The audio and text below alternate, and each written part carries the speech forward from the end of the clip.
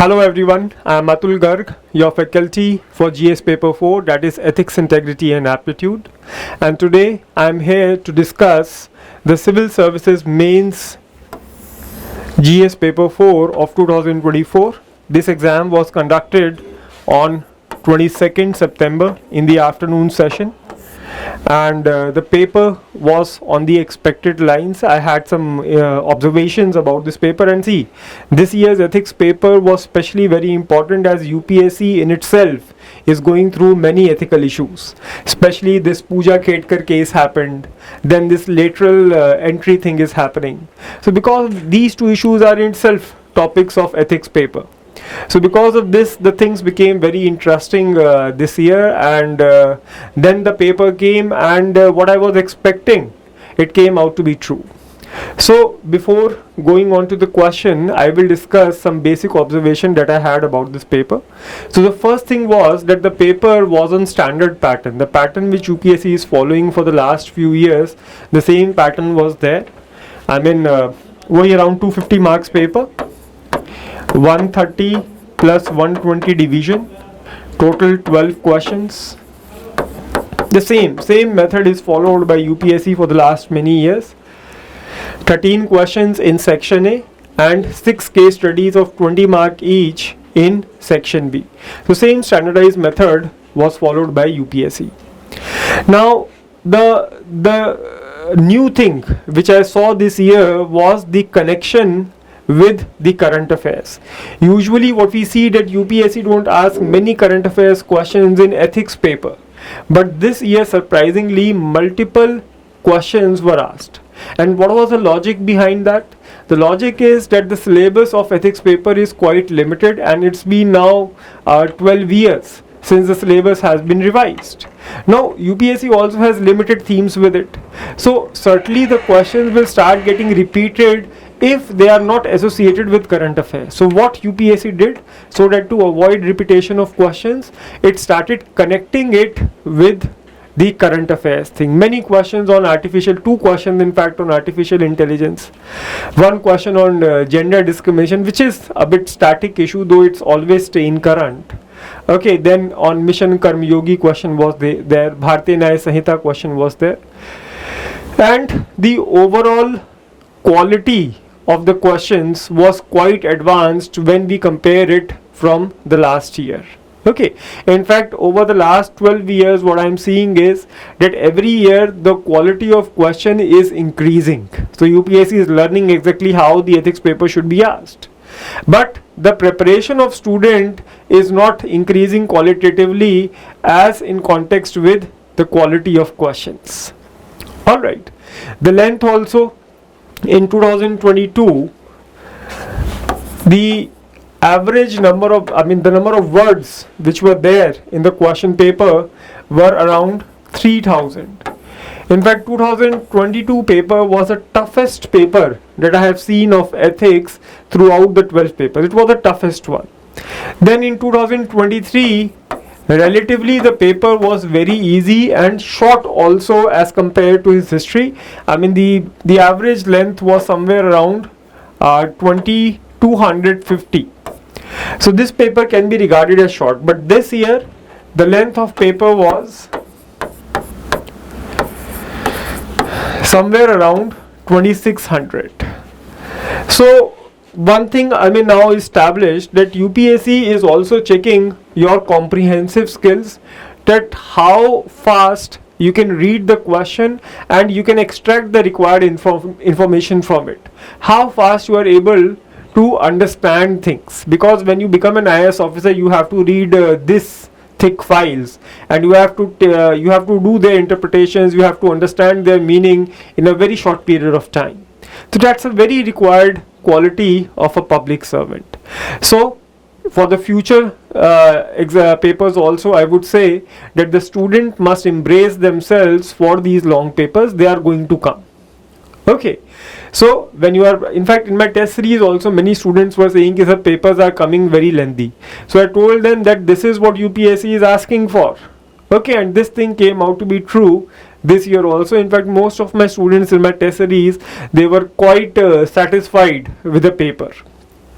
Alright, So the paper was lengthy and it was highly connected with current affairs. Applied ethics is the most asked topic this year. Artificial intelligence, environmental ethics, gender discrimination, many questions, many questions were there from the applied ethics. Alright, now this question paper also puts a puts a question mark on how the students are preparing for it. Most of the students, they take a very short term approach when preparing for ethics paper. What they do, they will start preparing for ethics after their prelims exam. First of all, they are not sure about whether prelims will be cleared or not. So once it is cleared, then in the 2-3 months they believe that they will read the topics of ethics, they will write down some definitions in their notes, they will write down some relevant examples, and that will be all. But now this thing is not going to happen. Alright, you have to take a very long-term approach if you want to score good marks in ethics paper. You have to start reading editorials, like all these editorials only I used to share on my Telegram channel. Okay, Ethics by Atul Garg, my Telegram channel, I always used to share those editorials with you, that how ethics are connected with different topics which are there in current affairs. But student used to say me, sir, please give us some more precise notes.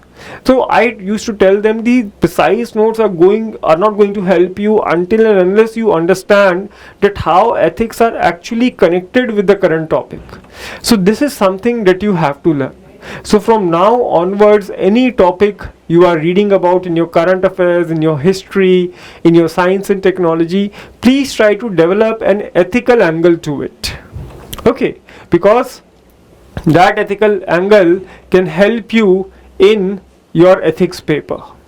Got it? So you don't have to do any very big separate preparation for ethics. Basic conceptual understanding you need to have, and then you have to develop this ability of connecting the dots, of connecting ethics with the current relevant issues. So the overall idea is that UPSC has increased the quality of its questions, and now it's on student to improve the quality of their preparation. The short-term approach, the writing of definitions and examples, that approach is not going to help. You have to develop that comprehensive mindset to deal with such kind of papers. All right. So that's the judgment. Seeing this paper for those who are going to give the exam in future. Now, I will come to the questions. Okay, in questions, most of the things I will give in the model answer itself. Model answer I will share on my Telegram page again. So a very comprehensive model answer I have prepared, and it's not machine made, it's man made. That's why it took time also. It took me 4 days to prepare this model answers. Okay, because we have to add that human element in it. So let's start with the questions. See, I'm not going to discuss the whole content of the answer because it has been given in model answer. I will tell you what the question was demanding, okay, and what shall be your approach in the answers. So the first question, as you can see here, is that the application of artificial intelligence as a dependable source of input for administrative rational decision making is a debatable issue. Critically examine the statement from the ethical point of view. So basically this question is about the criticism of AI in rational decision making, especially for civil servants. Now see, this question also tells us the importance of previous year's questions, because few years earlier UPSC asked almost the same question, that how social media, how these digital platforms are actually affecting the rational decision making of a civil servant. This question has been asked earlier. Alright, but that time it was a bit generic, that overall digital platform, social media, and now it has been specific to artificial intelligence. But the theme of the question is same. So if you have attempted that question earlier, it will be very easy for you to attempt this question also. Okay, because overall the things are same only. So here, first of all, the word critical examine. So you have to criticize the idea. Most students, they have written around 50% positive things about artificial intelligence, and then they have criticized. You don't have to write a balanced answer, but a skewed one in favor of criticism. So as you can see here, first of all, in the introductory paragraph, I have given a basic idea of what rational decision making is, that it is any decision making which favors logic, objectivity and analysis over subjectivity and insight. Rational decision making is something which is not based on our emotions, on our prejudice. So now, mediums like artificial intelligence do provide enormous amount of informations, but they have their limitations. Then this one paragraph I have given about the positives of artificial intelligence, that how UK integrated AI into its public health system during COVID-19 in allocation of resources, in identifications of the patient. So, and it was very helpful for them also. Okay, regarding weather forecast and all these things, artificial intelligence has been really useful. But there are certain risks associated with it. The first risk as given is no transparency. I mean, AI algorithms act as black boxes. They tell you what to do. Okay, they give you the solutions, but they don't tell you how exactly they have reached those solutions. So in civil services, both means and ends are equally important. So again, if means are not correct, a good decision cannot be made. So transparency is not there. Then the second point, you can see problem of plenty. I mean, human minds have limited capacity to process information, and enormous amount of data can actually create confusion rather than clarity. So again, it hampers the decision making of a civil servant. Then yes, stereotypes and prejudice. AI learns from humans only, and humans' thought process is not always rational. So if humans are not rational, that how a machine who is learning from them can stay rational? Like I have given this one example also, that prejudice like doctors are male and nurses are female can be copied by AI, and it can affect the future recruitment. Okay, like American colored people of America, like many times they are associated with crime. Okay, they are considered as gangsters, black people basically. So this stereotype can be copied by AI, and when AI will be implemented in, let's say, in the police department, then it will show a bias against black people. Okay, similarly, if AI is used in, let's say, airport security, so there, I mean, any name that belongs to Muslim community, usually in US this thing is shown, that if a Muslim guy is coming to US, then he is thoroughly checked by the airport security. Okay, Shah Rukh Khan also faced the same problem. Many, in fact, many personalities from India also belonging to a particular community face this problem. So AI will also learn the same idea, and it will further propagate these prejudices. Got it? So stereotypes and prejudices, again, it harms rational decision making. Then there is no direct contact. I mean, when a civil servant directly take data from the people, he not only listen to the words which they have said, he also tries to understand the emotions. The empathy that he develops towards them help him to make a rational decision making. Emotions are rational. I have taught this thing in my emotional intelligence class.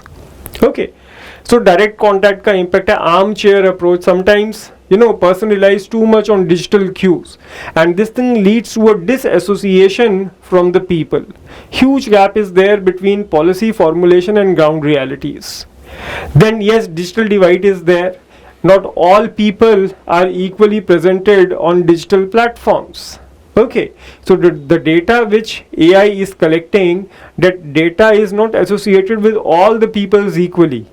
Okay, so those people who are facing the repercussions of digital divide, it will be injustice to them. Okay, and civil servant whose main concern should be the welfare of poor, those poor people would be left behind. Okay, so all these points you can write, and then in the end, that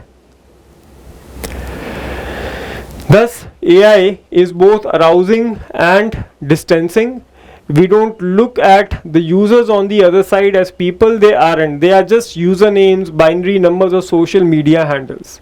A civil servant will never have rational decision making if you don't have other cues, if you don't know the names, if you don't know the peculiar problems of that region. Okay, so these are some of the points which can be written. Let's jump. I hope you are understanding that how ethics are associated with it. Now, coming to the second question, basically question 1 part B, as you can see here. Now, this question is on dimensions of ethics, and the question is asking that discuss, first of all, a definition, a statement has been given by UPSC, and this statement is basically to stretch the length of the question. That's it. Otherwise, this definition doesn't have much use. The main question starts from there. Explain. Okay. Explain the key dimensions of ethics that influence human actions. Discuss how these dimensions shape ethical decision making in the professional context. All right. So now this question is a bit direct. Unit 1. There's a topic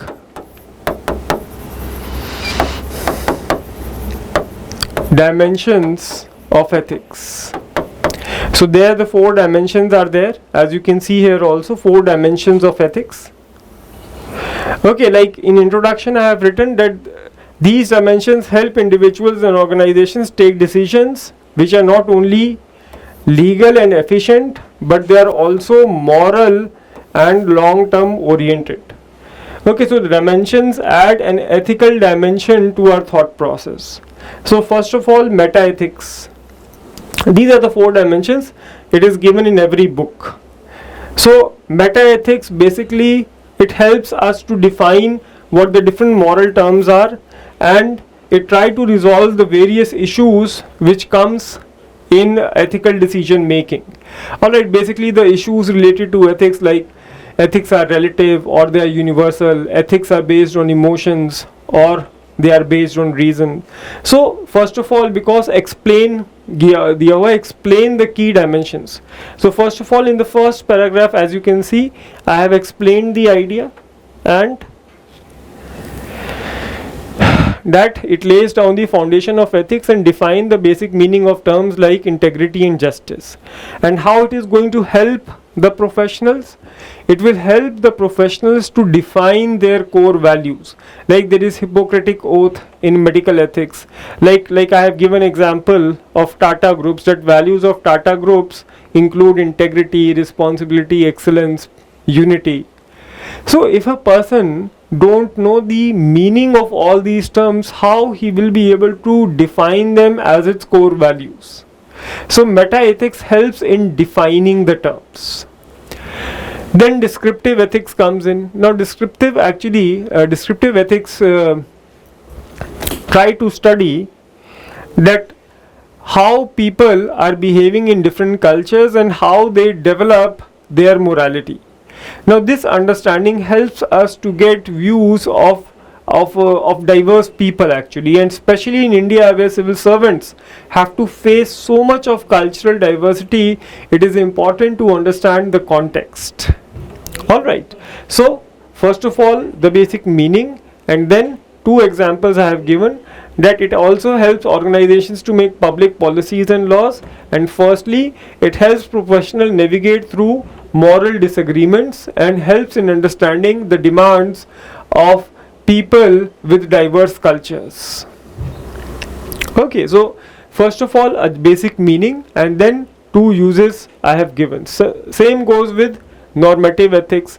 Normative ethics, descriptive ethics tells us what is. Normative ethics tells us what ought to be. Alright, so it gives us the basic principles, the norms which can be followed in different situations. Here again I have given 2 examples, like government uses utilitarian approach, maximum good for maximum number of people. Alright, why? Because it is not possible for government to make everyone happy. A healthcare professional use deontological ethics. Okay, for them the means are of equal importance. For a civil servant means deontological approach, nishkam karma is more important. So by the help of normative ethics, we can get different formulas which we can apply in conflict of interest and ethical dilemma situations. So that is written over here. Then applied ethics, it basically applies moral knowledge into day-to-day practical problems like environmental ethics, AI ethics, machine ethics, military ethics, corporate ethics, media ethics. So many types of ethics are there. So applied ethics, like I have given example of media ethics and corporate ethics. That corporate ethics helps CEOs to take stakeholder capitalist approach. Okay, stakeholder capitalism is basically a model of economy where all the stakeholders of a company are given equal regard rather than just shareholders. Then media ethics, if journalists they maintain media ethics, certainly they will be more objective, more rational in their reporting. And then a simple conclusion I have given, that thus by understanding these dimensions, individuals and organizations can navigate through ethical dilemmas more effectively and foster a culture of integrity and accountability. Okay, just one line, simple conclusion also you guys can write. I had time, so I have written this elaborative and a bit complex conclusion, but for you a simple conclusion also you can write. Yeah, like simply you can say that thus these dimensions helps us to develop the ethical dimension to our actions. That's it. Alright, so this is question 1 part B. Cut.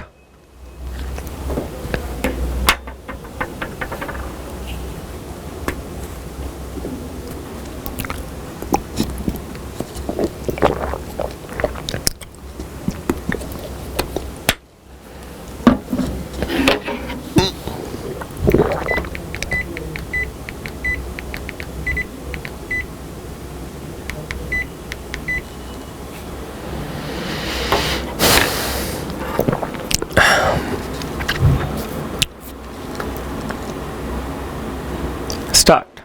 Now, question number 2, part A. As you can see here, the question is quite easy. I mean, the question is on the state of international affairs in the last few years. The question is talking about that all these developed countries like USA, like Russia, China, these countries are talking about peace, but their actions are not in line with the idea of peace. At one side they are talking about peaceful resolution of problems, and on the other side they are supplying weapons to the warring countries. Alright, so this is something you can write in the starting. I have started it with one quote. So basically what is this? The question is that what are the ethical considerations of the powerful nations in today's international arena to stop continuation of ongoing conflicts. So what shall be the though the question is given of these 6 lines, the simple idea is ethical issues in arms trade in international relations. Okay, and this topic is thoroughly discussed in our classes also. It is given in my handouts also. So as you can see here, I have started with that once weapons were manufactured to fight wars, now wars are manufactured to sell weapons. Okay, so basically today we are more interested in following Machiavelli and Kautilya rather than Buddha and Gandhi. Something like this you can write in the starting. Then something on greed also can be written, that greed of arms industry and support with their respective government has led to emergence of several ethical considerations like profits versus peace. Okay, at one place, I mean US, you can give example of US, that why it was so much interested in the Middle East. The major reason was oil. They were all oil wars, invasion to Iraq in 2003. Okay, so all these things happened largely because of the oil, and USA always wanted instability in the Middle East. so that their interests are always fulfilled. They were supplying weapons not only to the governments but also to the rebellions, okay, so that the war never gets stopped. Then nationalism versus internationalism. This is there, I mean, every country has an inalienable right to defend its borders, okay, but supplying of weapon to many countries like Pakistan army has become so strong. In Myanmar, military junta is there. In many African countries, military is actually ruling the nations. Why it is happening? Because of the supplying of these weapons only. So these developed countries, on one side, yes, they have every right to look for nationalism for their own interest, but internationalism also must be looked upon. Okay, your national interest is not excluded for the overall unity, overall peace and fraternity in the world order. If problems are there at the global level, they will affect your national interest also in long term. Then guns versus bread, this guns versus butter or guns versus bread. Whenever more funding is done to the defense budget, something is taken out from the social welfare, social justice schemes. I mean, imagine, I mean, the price of one Rafale is huge. With that price, many schools, many hospitals can be constructed and they can be run forever.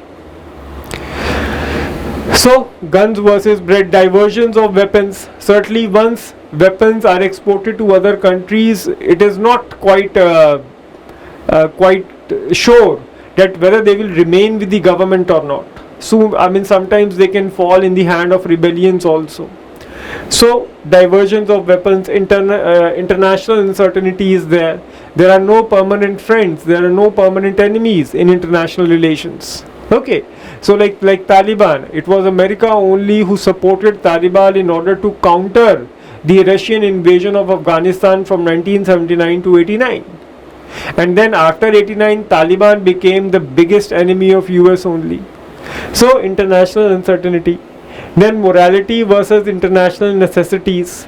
Morality calls for international peace and unity, but sometimes international necessities force you to use the weapon. Sometimes you have to pick up the gun in order to bring the gun down. Like Israel. I mean, Israel, Palestinians, both of them were sitting quietly, and then suddenly there was an attack on the side of Palestine. Hamas attacked Israel, and it has started this very, very long battle, which God knows when it will end. Self-defense rather than offense. So weapons must be transferred to allied nations for self-defense rather than for attacking other nations. Okay, injustice anywhere is a threat to justice everywhere. I mean, this can be written though as a conclusion.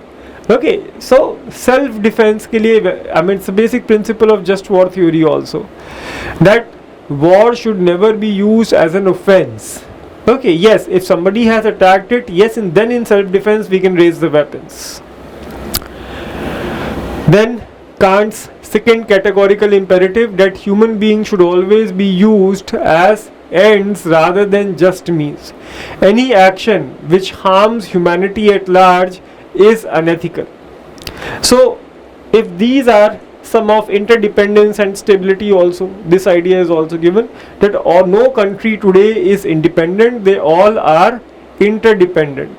So for the overall stability, it is important that peace and fraternity should be there at international level. So after writing all these points, a short conclusion, that we need a long-term strategy that will gradually transform war economy into sustainable peace economies. Okay, or some Gandhian idea, or that justice anywhere is a threat to justice everywhere, something like this you can write in the conclusion part. Alright, now this next question is question 2 part B. Global warming and climate change are the outcomes of human greed in the name of development. See, a very direct question is there on ethical issues in climate change and global warming. They have asked it in fancy words. Sometimes I always say that ethics paper is nothing but a 5-star menu card.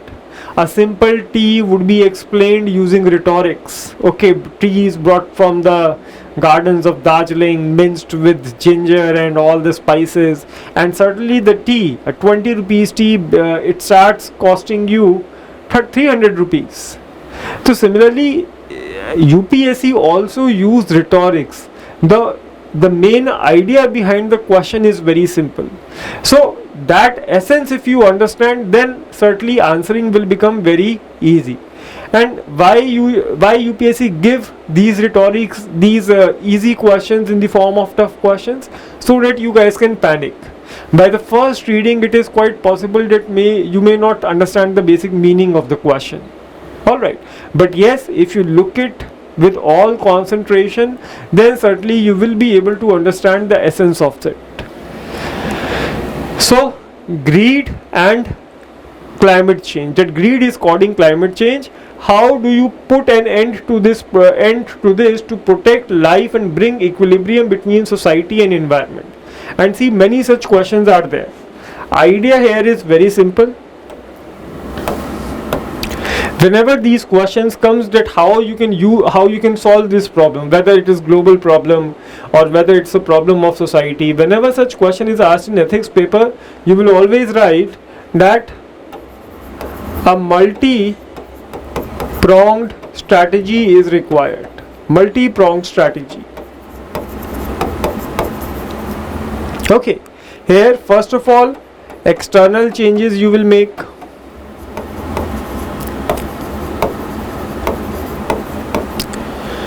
External changes you understand, like all those use of renewable energy, global cooperation between the nations. Okay, the developed countries who are having more carbon footprint, they will take up some extra responsibility. So something like this external changes you will write. But most importantly for ethics paper is internal changes. Internal changes you understand, attitude change, value development, that developing countries still had this attitude that we are not the one who has polluted this world. Okay, it is the developed countries, it is China, it is USA. US has a carbon footprint of more than 17. India has somewhere around 1.2, 1.3. So an average American is having 17 times more is causing 17 times more pollution than an average Indian.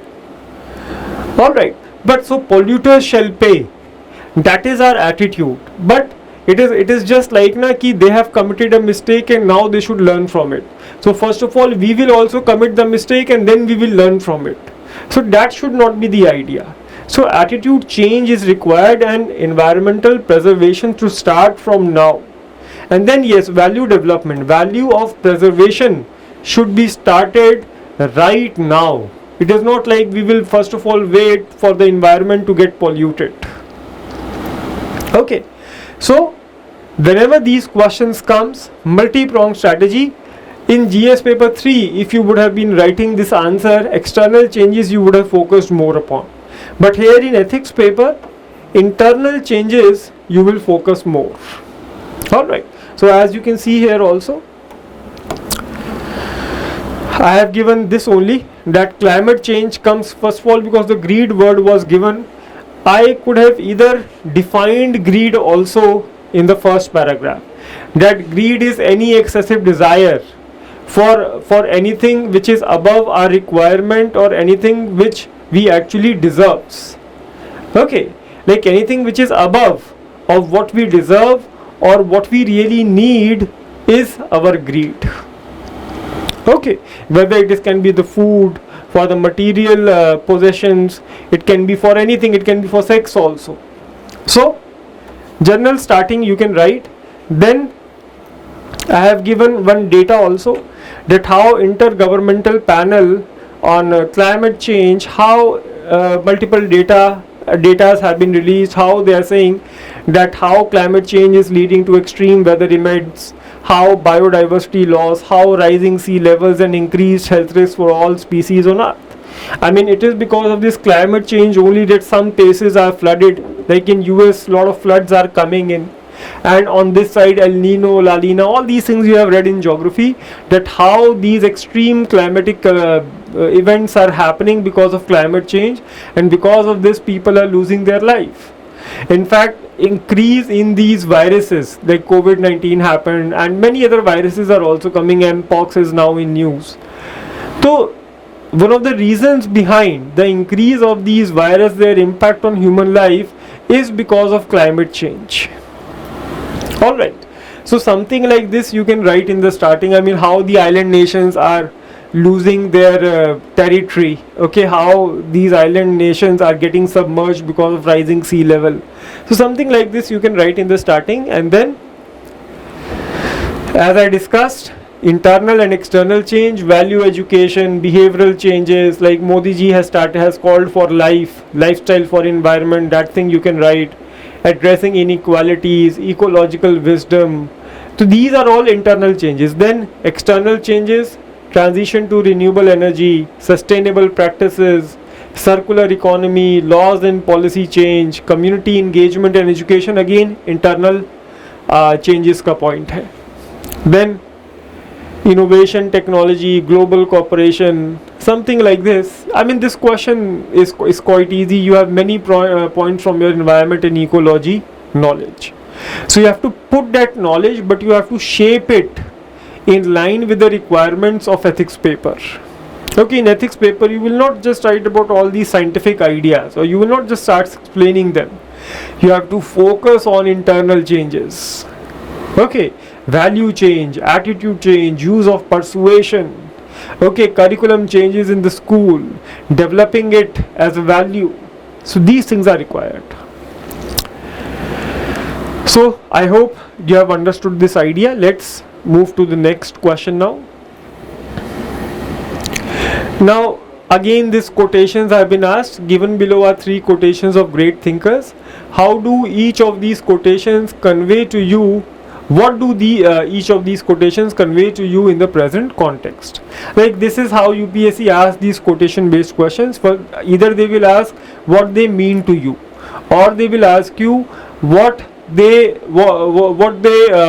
these quotations convey to you in the present context. Basically, how they are relevant in the present context. Okay. So this first first quotation is of Swami Vivekananda, that learn everything that is good from others, but bring it in and in your own way absorb it. Do not become others. Okay, so he's saying that, like, yes, man is a rational animal and he learns a lot from his environment through the process of socialization. This we have discussed in the class. But human beings are not blank slates on which anything can be written and they will copy it as verbatim. Okay, they will copy it word to word. It's not like that. They have the ability to introspection. They have the ability to process the information that they are getting from the environment. And this processing of information on the basis of reason and evidence must continue. Okay, otherwise we will just become like others. Like even Swami Vivekananda, he learned a lot from Swami Ramakrishna Paramhans. But it was not like that he will start copying Ramakrishna Paramhans. In fact, he learned his own way, he developed his own ways. Okay, and he gave new insights to the knowledge already which was there. Like even Gandhiji learned about truth and non-violence from the earlier thinkers. But he presented these ideas in a new way. He developed new techniques like fasting, like satyagraha. Okay, fasting was an earlier also, but he used it in political context. So all these points you can say, like I've just given the metaphors. Okay, I've just drawn the analogies.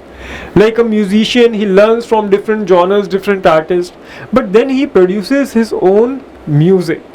Similarly, a civil servant, government needs to learn from other countries, like citizen charter, like Lokpal. We have understood these systems from other countries, but we have developed them according to our own needs. Lokpal, citizen charter, we have not completely copied them. We have learned the idea from them, and now we are using them in our own ways.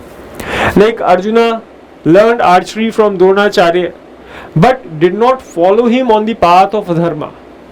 Okay. Similarly, in global world, what is happening today?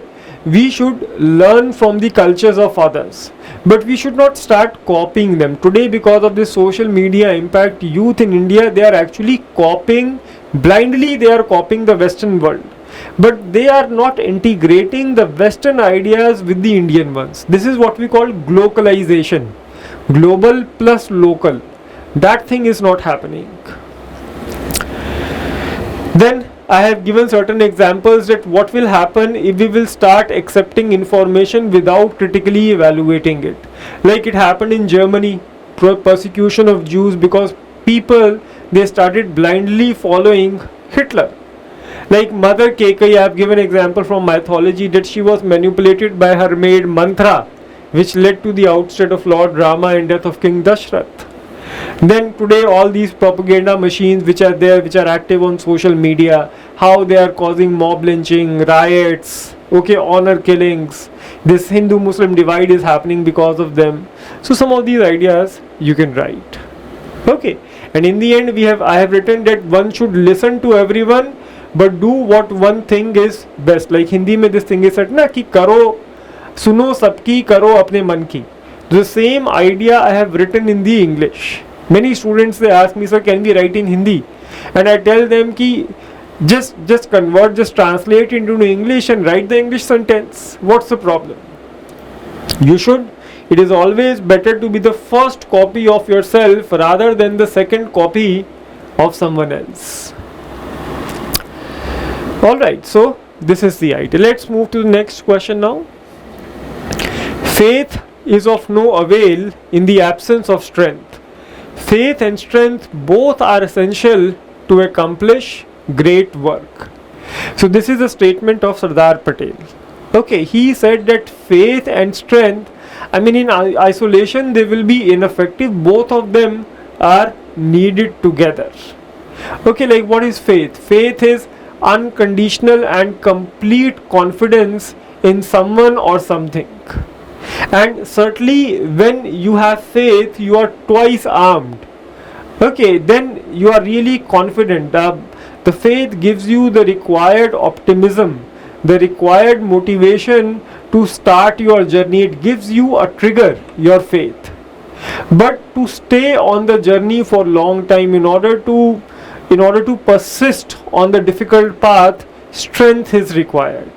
Without strength, I mean your faith will become short-term oriented. Okay, you will start losing the motivation then. So I have just explained the idea here. I mean the first two paragraphs I have just explained the code, that what it means. Then I have started giving the examples. Like activists who are advocating for climate change, they have the faith that today climate is changing and it is going to create havoc in the society later on if this development is not stopped. But they also have the strength, like Greta Thunberg, she had the faith, okay, but she also developed the strength to fight against global warming. Similarly, like for a civil services candidate, maybe yes, you have the faith that I will clear the civil services exam, but you should also have the strength to study for long hours, to have patience for 2-3 years. So that strength also needs to become. What is strength? Strength can be moral strength, physical strength can also be there. A person, if he is physically very weak, he remains ill for long times, how he can be expected to prepare for civil services if physically he doesn't have the strength? Okay, so faith and strength both are important. Like similarly with an athlete also, maybe he has the faith that he will one day win the Olympic medal, but with that he has to develop strength through training. Okay, like Michael Phelps, he broke his wrist before the Olympics, but he had the faith that everything would be fine and he keep on practicing, and with that practice he got the required strength to win the medals. Alright, so all these, like I have given example of TN Session, that TN Session had the faith in Indian democracy, in our election system, and when he became the election commissioner he got the strength also, and together with this faith and strength he was able to do wonders, and he initiated all those electoral reforms which are still used as examples in our electoral system. Then entrepreneur example, IAS officer, many examples I have given. I have given example of Shrikant Bola. He is the first visually impaired MIT student. Recently a movie also came on his life. Alright, so these are some of the ideas which can be written. Again, see the quotes, I would say section A relatively was tough. Okay, but if you have understanding, if you have practiced a lot, then these things become very easy for you. Then this third quote is, in law, a man is guilty when he violates the rights of others. In ethics, he is guilty if he only thinks of doing so. Immanuel Kant. Now Kant basically followed, everybody knows that, he followed deontological approach. Okay, and in deontological approach, a person should have right intentions and he should do his duties irrespective of what the result would be. And from this idea only this quote comes, that in law the person is guilty when he will do wrong, but in ethics he would be guilty even when he thinks of doing wrong. In fact, everything starts with the thought process. This quote was asked earlier. Again, this question shows us the importance of practicing PYQs. Earlier this quote of Gandhi came that a man is a result of his thoughts. He becomes what he thinks. So this quote was asked. So this theory also this quote also shows us that how everything first of all begins as a thought only. A civil servant first of all think of doing corruption. Okay, this idea first of all comes to his mind, and if this idea is not stopped in the early stage, then it will keep on expanding, and one day it will get converted into actions also. Okay, like the idea of Pakistan first of all started as a thought, and then it became reality due to the efforts of Jinnah. Alright, so these things you have to write in your answer. You have to write about moral guilt and legal guilt. Ki legally you are guilty when you commit an act, but morally you are guilty when you even think about it. Okay, this also tells us that laws are curative, whereas ethics are preventive. Laws will only do the curation work. I mean, once the act has already happened, then the law will come into action. But ethics will prevent you from doing that act only. Okay, so that's a very important point. You can also write about Buddha in this quote. Buddha in his Ashtang Marg, eightfold path, middle path basically he talked about. So there also he has said that right thought is very important for living an ethical life. Got it? So all these ideas are there which can be written, and there I have written them in the model answer also. Legal guilt, ethical guilt, Buddha I have written, Pakistan ideas. Gandhiji also believed in right thought process and used techniques like, in fact Gandhiji, all his techniques, okay, satyagrah, fasting, maintaining chastity, all these things were there in order to purify his thought process only. Okay, I mean, if you see, I mean, legally he never did wrong things. I mean, yes, I mean, salt, satyagrah and all those things, they were illegally wrong as per the British, but morally they were all right.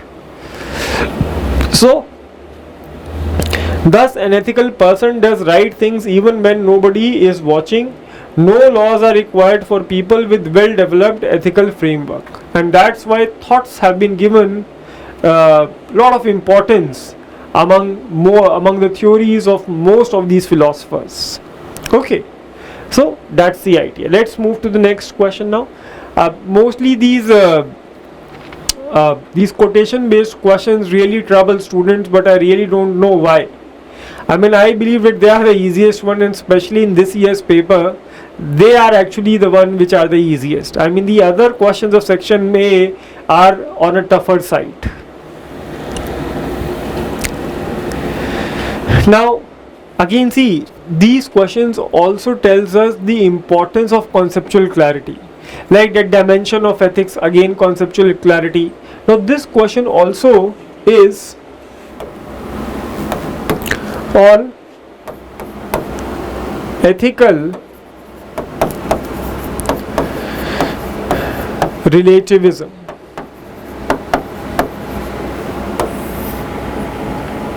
Alright, the question is that the concept of just and unjust is contextual. What was just a year back may turn out to be unjust in today's context. Changing context should be constantly under scrutiny to prevent miscarriage of justice. Examine the above statement with suitable examples. Now, many people, many philosophers have talked about it, that the concept of justice is not fixed. It keeps on evolving with socio-cultural changes and new understanding. What was just a year ago can be unjust now. Like here I have given many examples. Like even Amartya Sen has talked about the same view for his book na, The Idea of Justice. It was in contrast with the theory of justice which was written by John Rawls. So John Rawls said that there can be universal principles of justice, but Amartya Sen says that justice is an idea. It is a very subjective term and there is nothing concrete about it. The whole idea of dharma in Indian context is highly subtle. It keeps on evolving and changing. Okay, even our CJI, very recently he said that even the idea of constitutional morality keeps on evolving as per the evolution of society. Something which was just few years ago can be regarded as unjust now.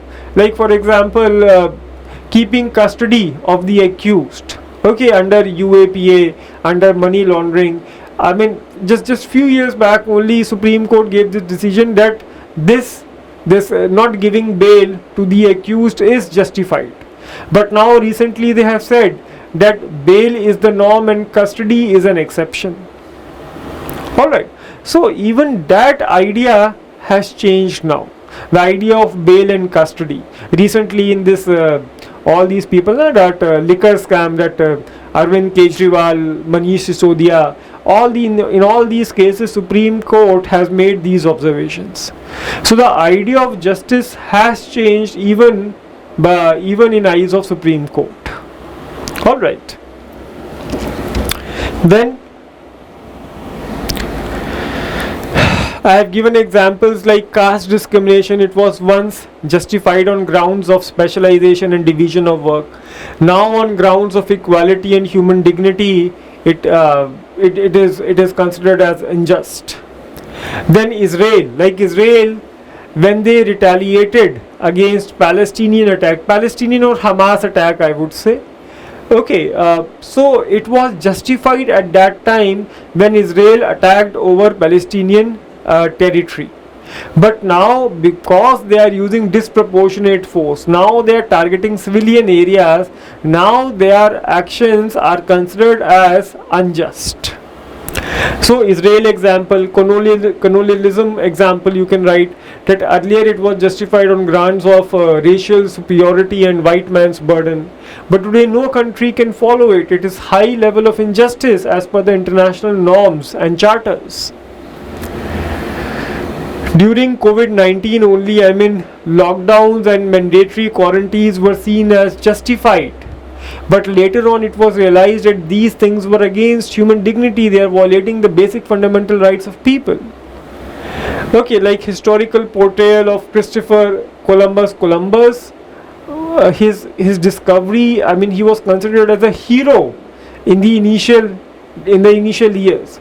But then later on, his whole idea was criticized as colonial violence against indigenous people. The greatest genocides which have taken place are in America, are in Australia, where all the indigenous tribes, most of them were persecuted. Social media platforms, initially they were seen as tool of free expression, but now data privacy and misinformation have emerged. Ethical implications are coming up. LGBT community, once these people were branded as criminals, so giving them punishment was considered as just. But today with scientific research, now it is known that these are all natural tendencies, LGBT sexual orientations, and now they are given equal rights. Now it will be highly unjust if they are persecuted just because of their sexual orientation. So all these ideas you can write, and in the end, to prevent miscarriage of justice, societies must engage in continuous reflection and dialogue about the evolving norms. Alright, so that's the idea. Let's move to the next question now.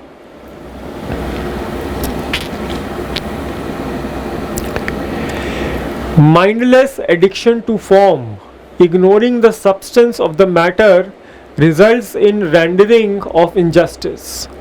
A perceptive civil servant is a one who ignores such literalness and carries out true intent.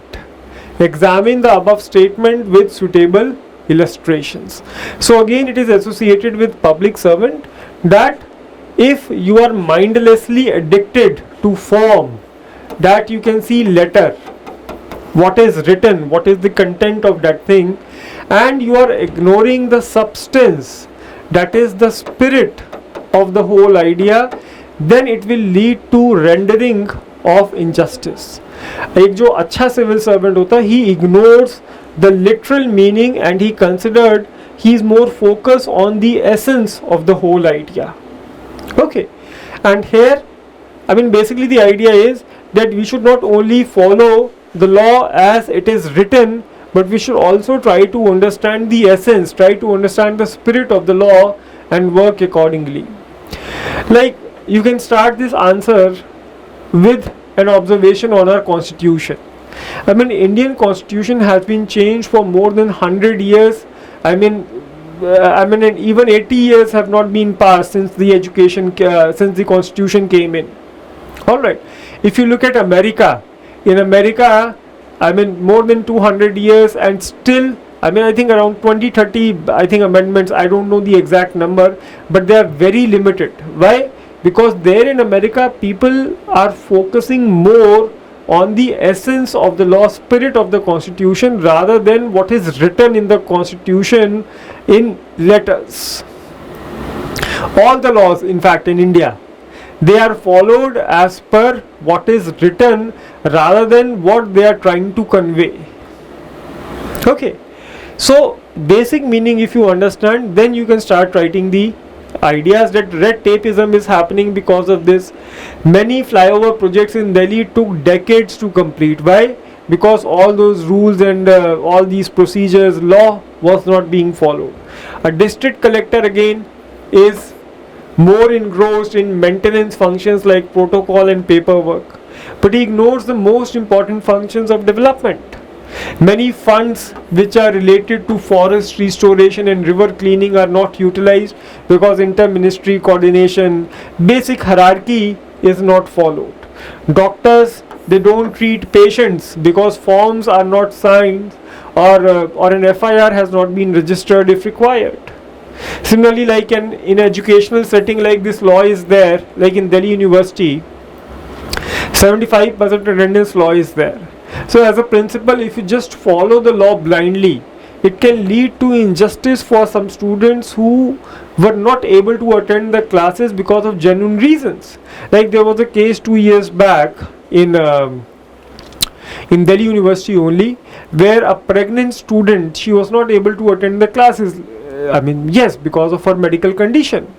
And then later on, she was not allowed to give the exam. She went to the court allowed her that yes, she can give exams. But then it was already late, the exams were over. But certainly it was injustice to that woman. So, following the spirit and not thinking too much about the letter. And many officers have done this thing. Like then I have given these positive examples also. Like T.N. Session made a positive interpretation of Article 324, which led to electoral reforms.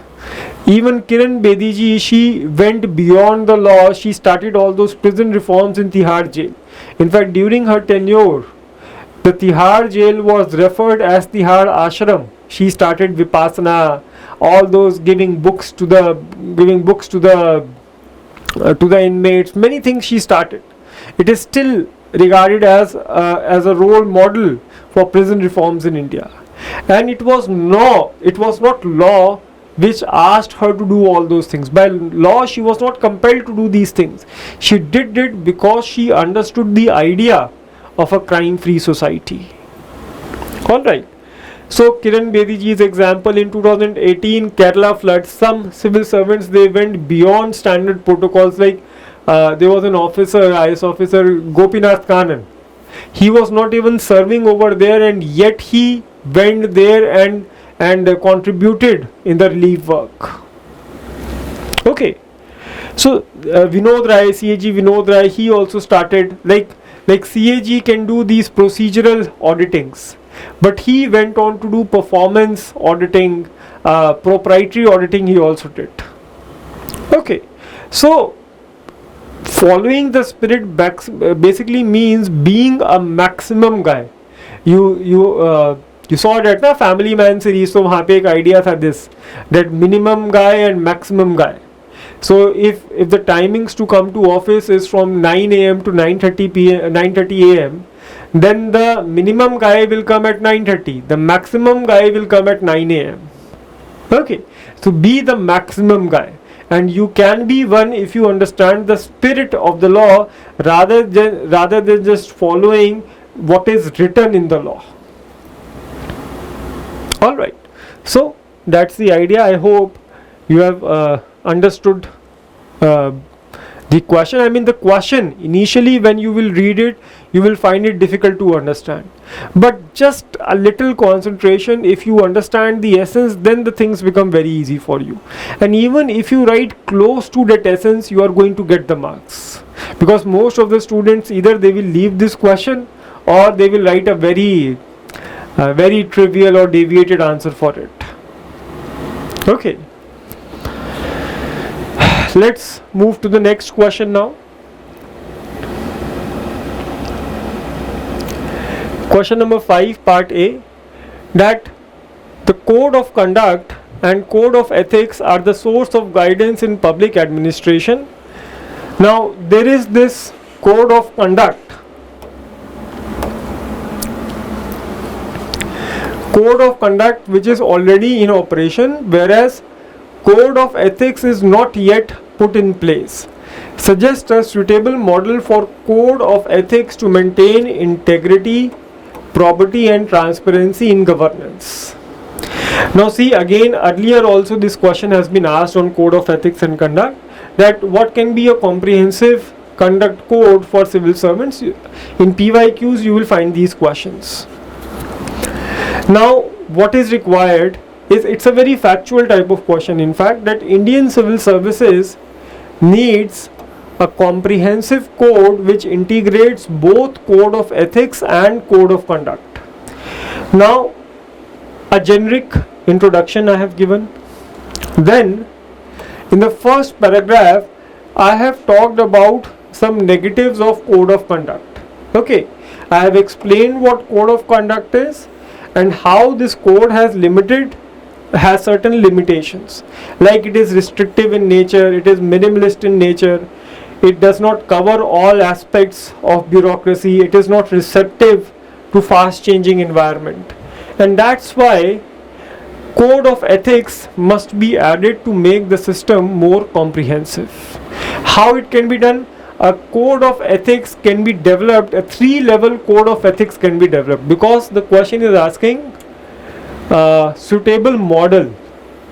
So 3-level code, as you can see in the model answer, you will find it, that can be conceptualized at 3 levels.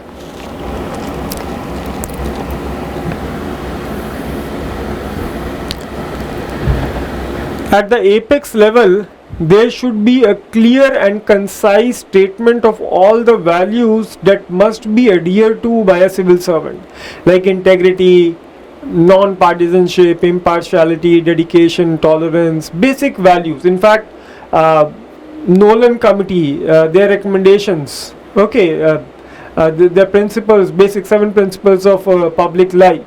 So even that can be like I've written also there, that cues from Nolan Committee of UK can be taken in this regard. Basic value shall be written. Then at the second level, at the middle level, basic principles that we derive from these values can be written, like justice.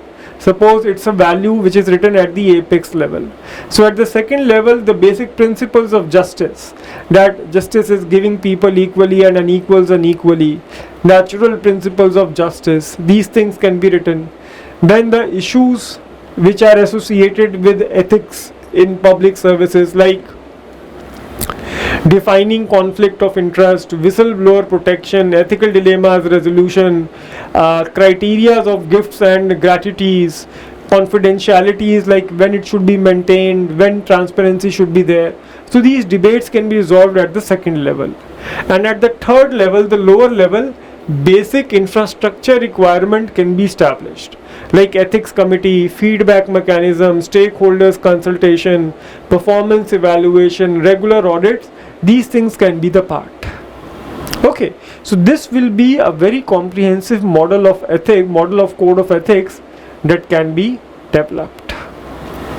Alright, I hope you are understanding the idea, because the model was there. Most of the students, what they have written that a model of code of ethics would be transparency.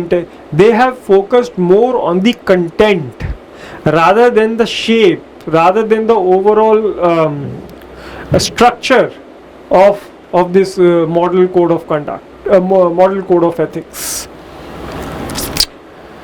Alright, so that would be the idea. Let's move to our next question now. Next question, as you can see here, it says that the soul of the new law, Bharatiya Nyaya Sanhita, is justice, equality and impartiality based on Indian culture and ethos. Discuss this in the light of major shifts from a doctrine of punishment to justice in the present judicial system. Now see, even I was not able to have a foresight basically about this question. I was not able to predict that this question can also come, because I read few articles on BNS and I found really nothing much interesting in that. In fact, all the, like, apart from adultery, this section 377 LGBT, some of these laws have been removed, they have been repealed. Otherwise, I mean, things are quite similar to IPC only. But again, because now the question has been asked, we have to answer it. And these are the questions on which you have to make the answer. These are the questions for which you cannot prepare. You have to think and prepare the answer right there in the examination hall. And it will based on your wisdom, it will based on your street smartness, that how you are able to answer these questions. Okay. So as you can see, Bharatiya Nyaya Sanhita, earlier it was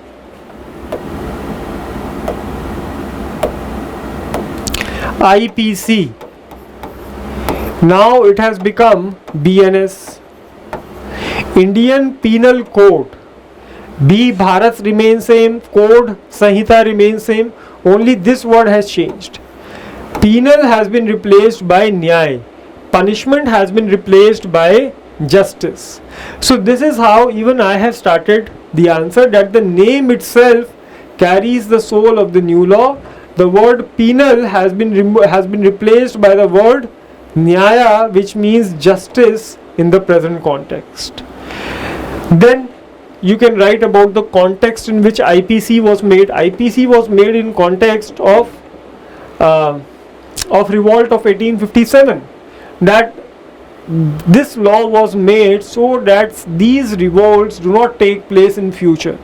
And the idea here was to punish the offender rather than reforming him or rehabilitating him back to the society. Okay, so basic idea you can write from here. Then I think something in current affairs also you must have read about BNS. So from there some ideas. That's why I told you that whenever you read something regarding law, regarding international relations, the topics which are there in the syllabus, try to develop an ethical dimension to it. Okay. Now, as you can see here, the BNS seeks to create a more human-centric judicial system focusing on fairness, rehabilitation, and restorative justice instead of merely punitive measures.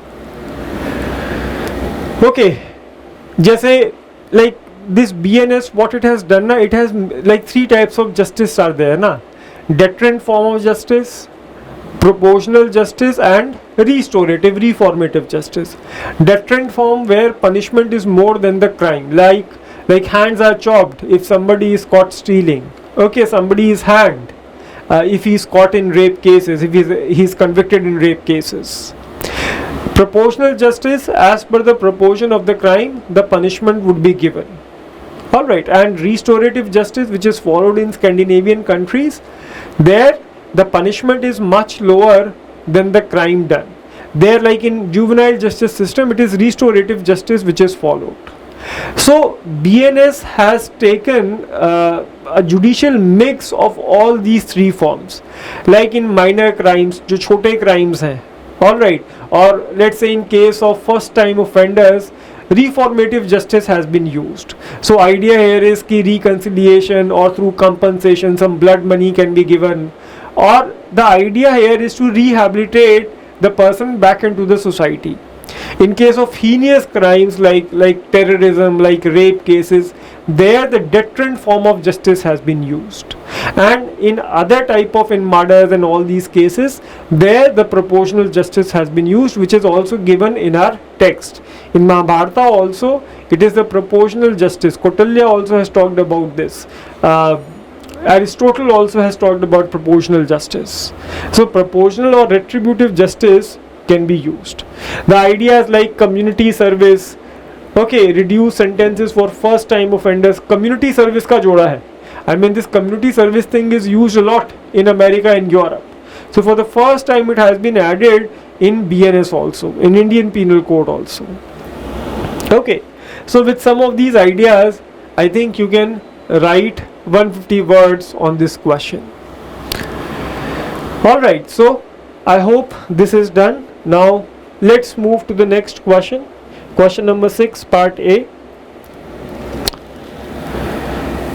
Now this question was quite simple. In fact, the Indian culture and value system, okay, an equal opportunity has been provided irrespective of gender identity. Culture and value system provides equal opportunity, though patriarchy do not do that. The number of women in public service has steadily increased, but what are the gender specific challenges which has been faced by female public servants? Now see, like even I had this question in my test series. There I gave that what gender specific challenges women face at workplaces. I gave a very generic question. But UPSC now, especially in ethics paper, they are asking specific questions that women public servants, what problems these people, women are facing in public services, rather than in the overall work culture in a nation. Private sector को exclude किया, only public sector you have to write the answer. But overall I would say the points will remain same. Okay. So a basic introduction I have given, like embracing gender diversity in public service ensures that policy and programs are tailored to address the need of all citizens. Okay, because women can understand the needs of women better. That's one of the logic also behind reservation of women in politics. Okay. Then yes, participation of women has increased, but still a lot has to be done. Then I have given one data from gender gap report, but just this, not more than that. Then what are the gender specific challenges? I mean, this we have discussed a lot. Prejudice and stereotypes against women, double burden on them. Prejudice hota hai na, like still it is very difficult for senior male employees to accept a young female boss. Okay, double burden hai कि even if you are a public servant, you are a collector, you have to take care of your children. All right.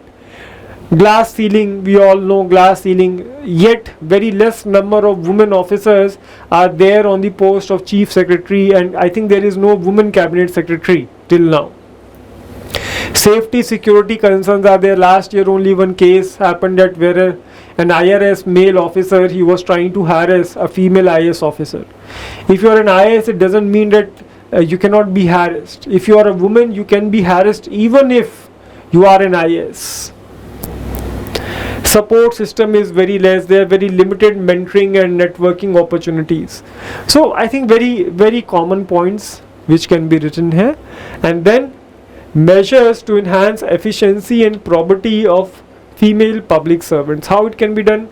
Gender sensitization training can be given, flexible work arrangements, flexible working hours can be given, work from home can be given to them, more role models are required for them, formal mentorship programs, safety measures can be taken for them, supportive work like crash facilities can be provided for the new mothers. Okay, safety is transparent promotion criteria can be there so that more women can reach up to the higher levels. So all these points you can write, and in the end again that multi-pronged strategy. Okay, most importantly, changing people from inside is required as gender discrimination still persists at attitudinal and subconscious level. 3 level से discrimination जाता है, 3 level it goes. First of all, physical level, second is psychological level, and third is subconscious level. That psychologically the person still feels him superior than a woman. So India is still on this second stage. Though physically we are not practicing discrimination, but somewhere psychologically we consider themselves as superior. So I believe that it will take another 70-80 years to change this whole scenario. Okay. So that's the idea. Let's move to the next question now. Last question of section A, and it was on Mission Karmyogi. That Mission Karmyogi is aiming for maintaining a very high standard,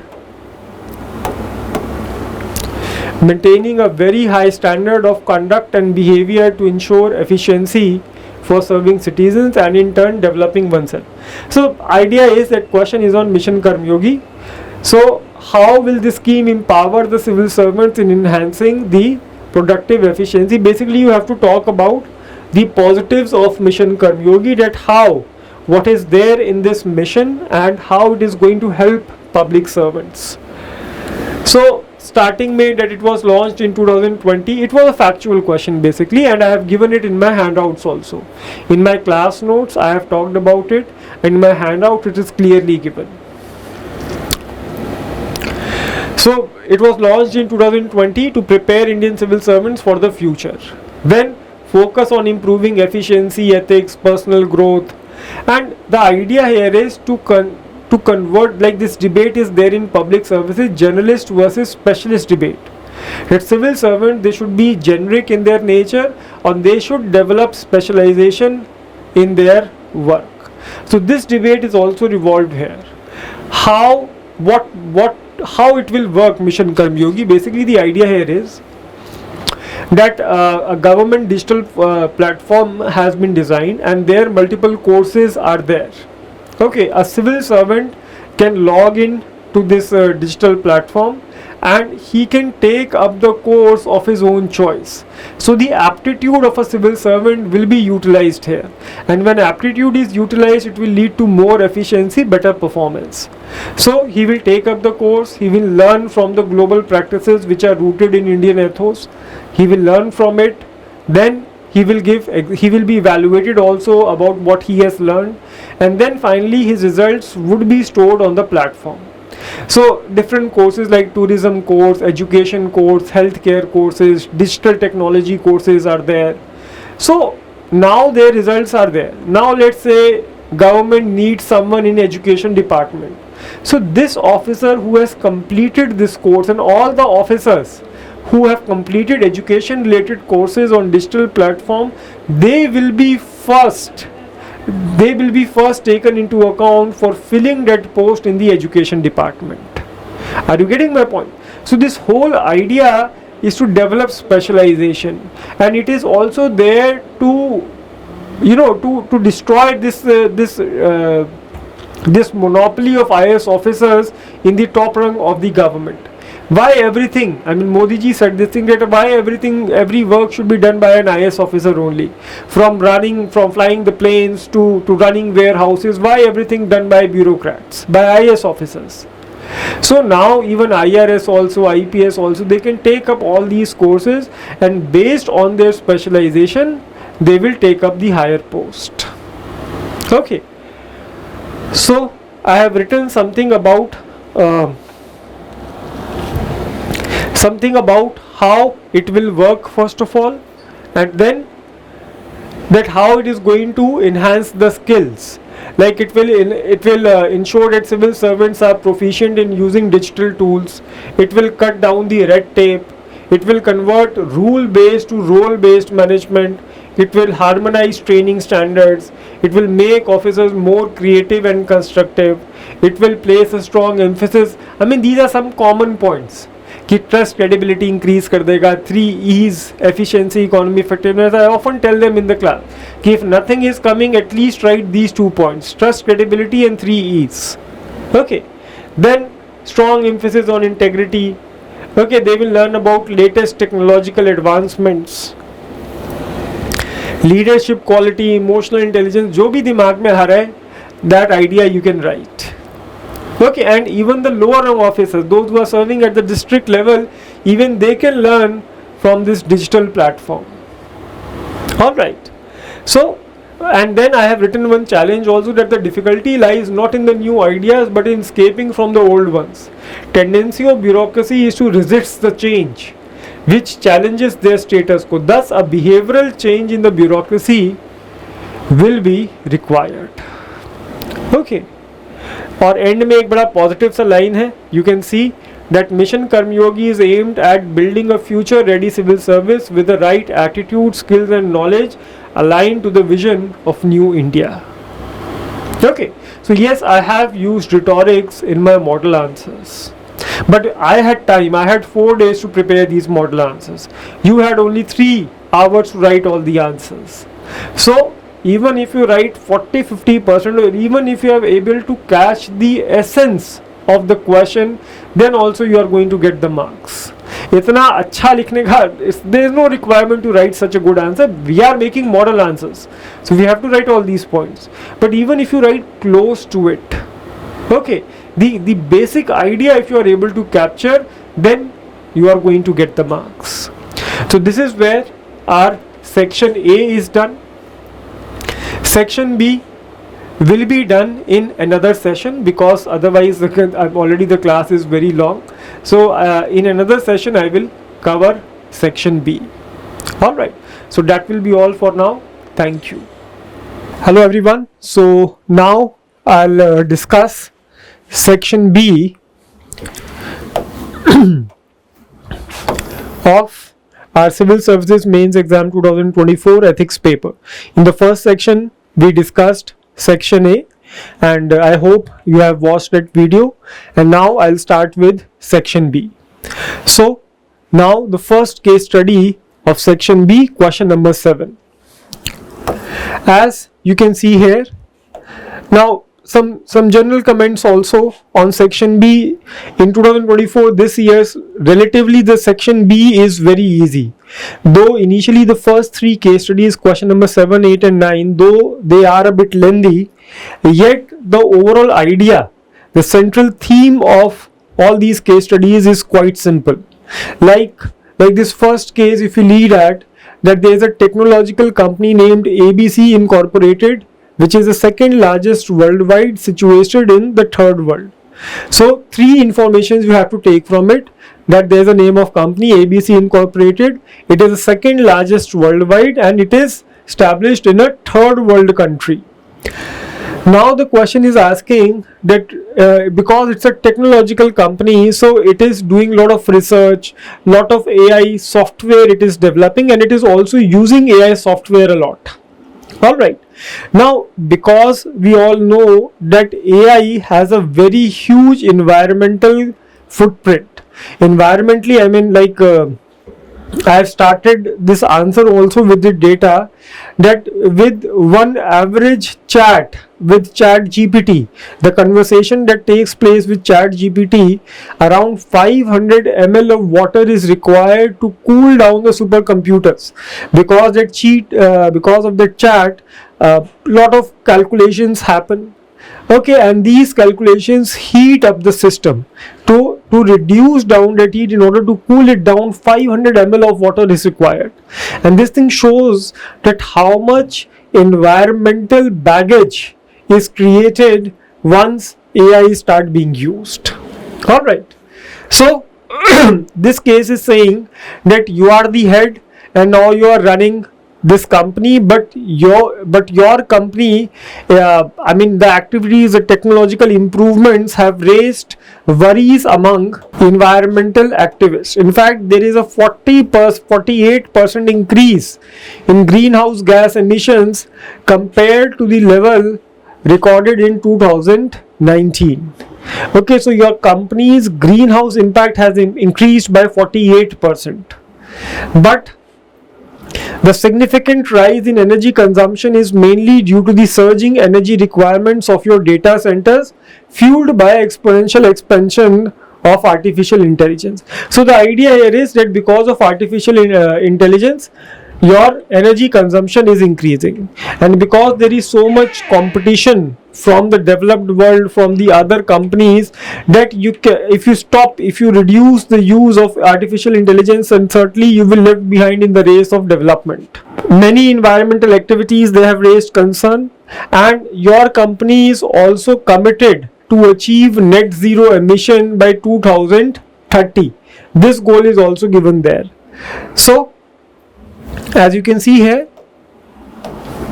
the idea is like commitment and goal to achieve net zero emission by 2030. But the problem is that the environment is very competitive. So as the head, as the CEO of this ABC Incorporated, how you are going to meet this challenge? At one place you have to maintain the competitiveness of your company, which can be done by using AI, and on the other place you also have to reduce the carbon footprint, the environmental burden that you are creating by the use of AI. So in essence, now the essence of this question is,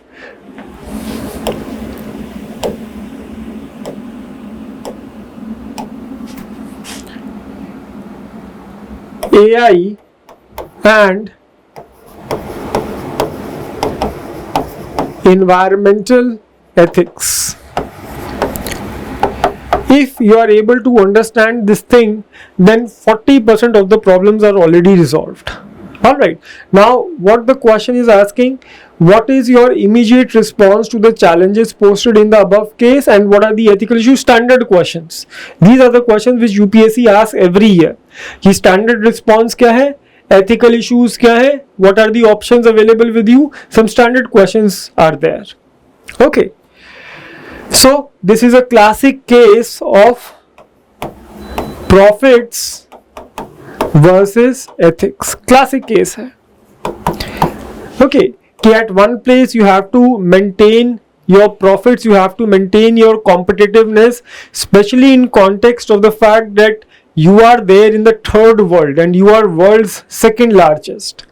But on the other hand, you have to develop, you have to do growth, but on sustainable basis. Okay, so this is something you can write in the introduction also, as you can see here. I mean, two more questions are there. Your company has been identified to be penalized by technological giants. What logical and ethical arguments you can put forward to convince about its necessity to use AI basically? And as a conscience being, what measures would you adopt to maintain balance between AI innovation and environment footprint? So as you can see, answer I have started with कि chat GPT drinks 500 ml of water, the same fact which I told you earlier.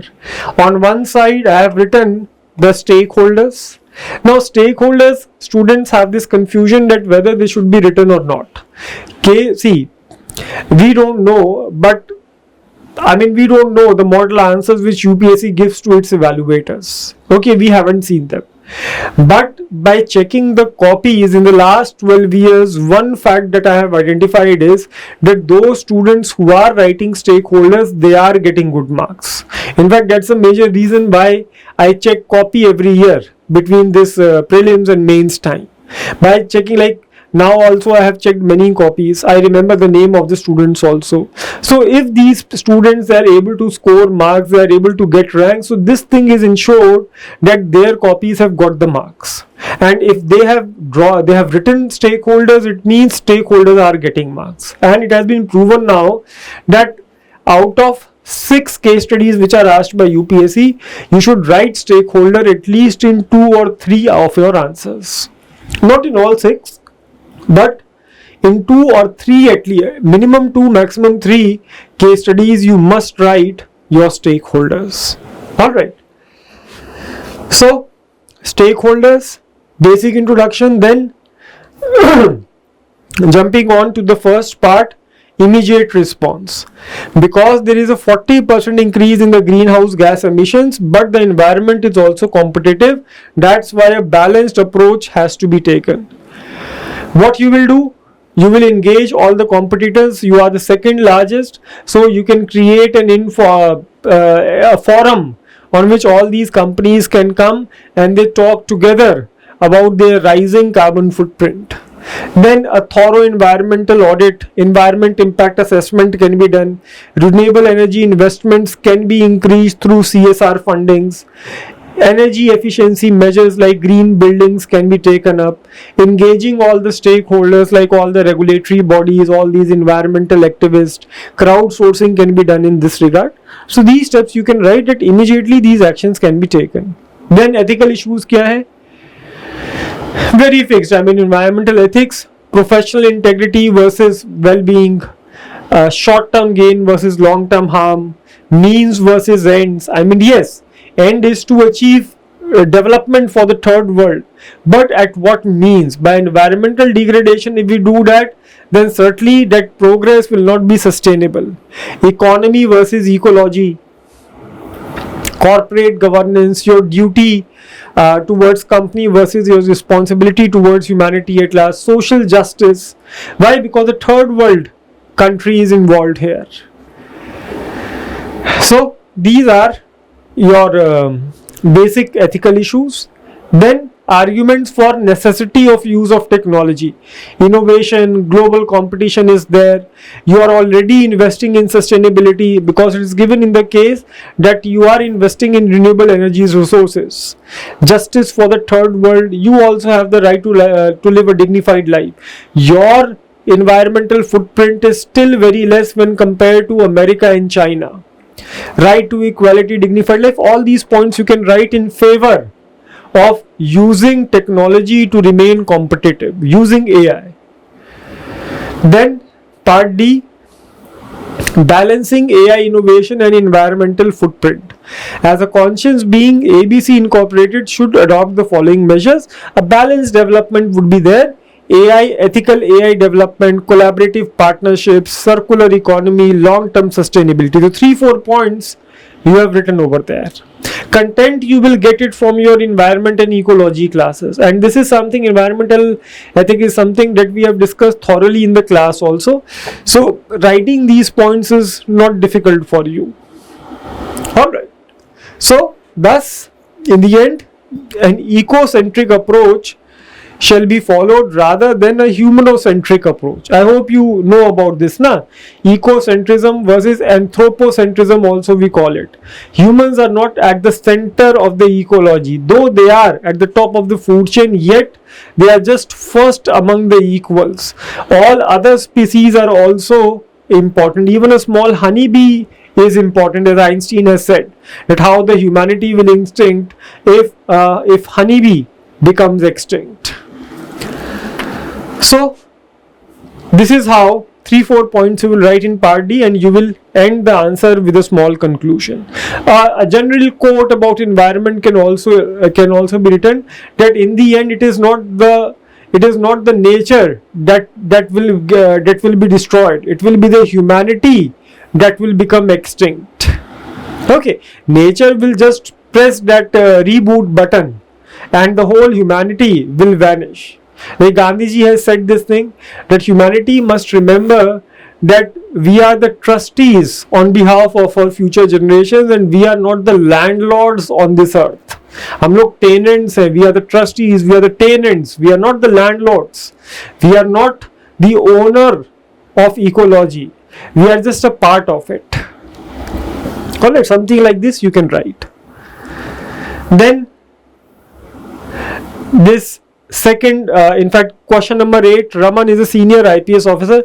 In fact, many years back, before COVID, in fact, this case came up in Karnataka.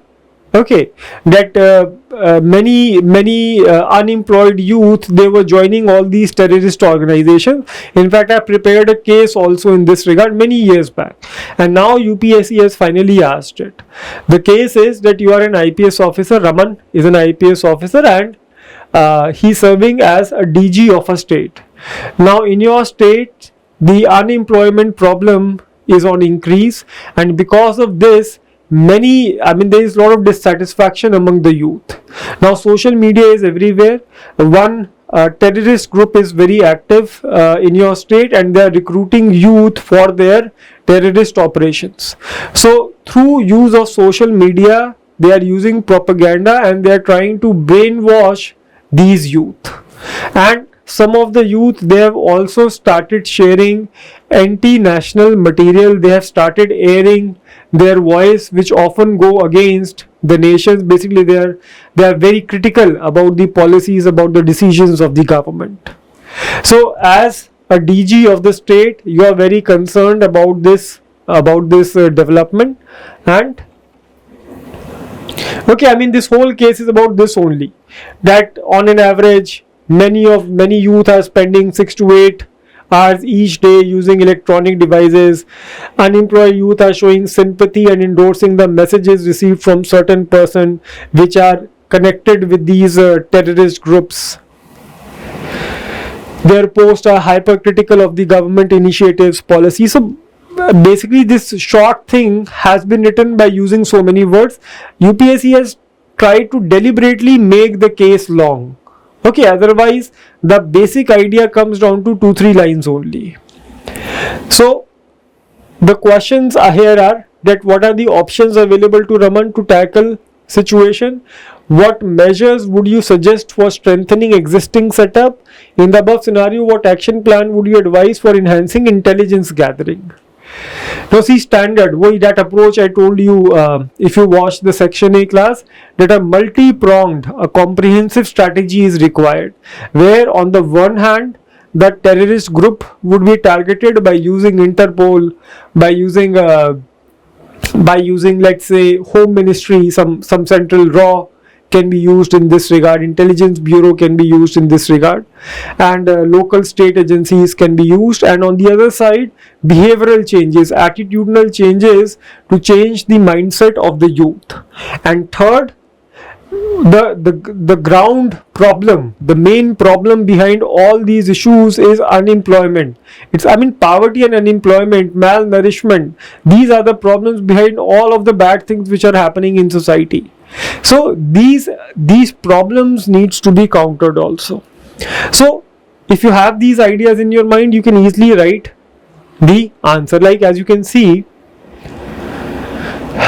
in the introduction, I have written some common lines about the terrorism, that it is a global problem, it's a disease which often targets the vulnerable youth, that Raman must act swiftly and decisively to resolve this problem in the initial stage itself. Then what are the options available with Raman? As I have told you in the class also, minimum 2, maximum 4 options. 3 options are ideal. So first option is that Raman will counter the youth who are showing interest in these terrorist activities. He will capture them, he will arrest them, so that a strong precedent is set. Now see, in these questions, nowhere the pros and cons of the options have been asked. Okay, but even though if they have not been asked, still in 1 or 2 lines you will give a brief explanation that why this option is not good. Okay, like arresting the unemployed youth, it will be like cutting the branches of the tree rather than just taking out the roots of the tree called terrorism. Okay, तो true जड़ से काटो ना rather than cutting the branches. So something like that can be written in the first option. Second is leave the youth and focus on the terrorist group. Okay, but again unemployment is still there, and if terrorism is not there, then other internal security problems will happen, because unemployment leads to feeling of injustice, and injustice in your heart makes you do wrong things. Third is use multi-pronged strategies where terrorist groups would be targeted through cybersecurity measures and counseling and persuasion for attitude change for the disgruntled youth. And this is the option that we will take also.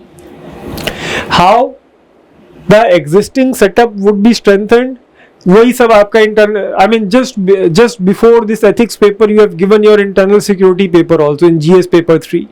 From there you can pick up all these points: comprehensive counter-terrorism strategy, capacity building, community policing is a very good step in this regard, media literacy, mental health support, targeted outreach.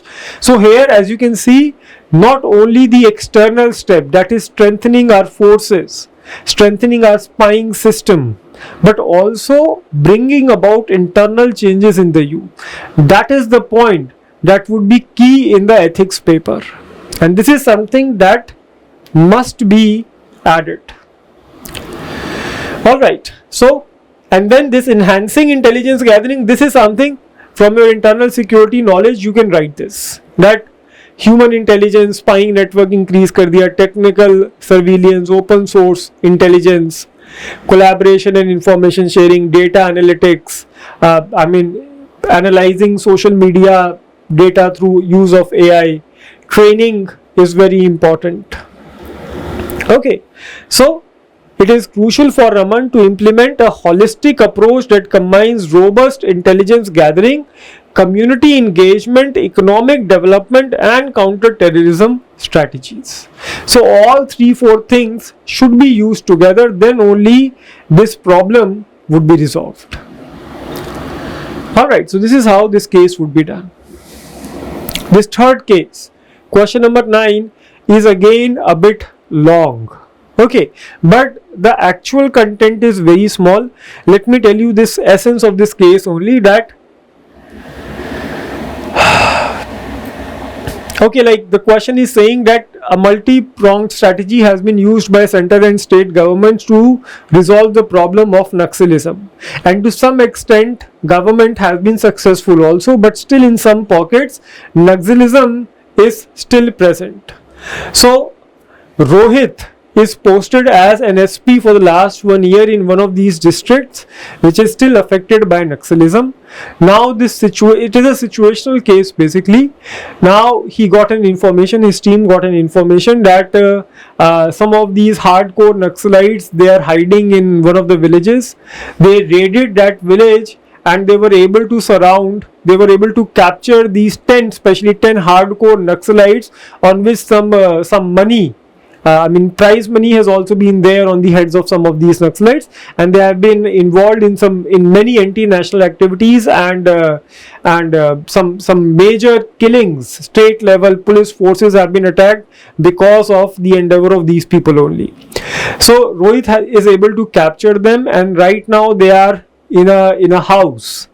Okay, the armed the forces and these terrorists, they are present in the house.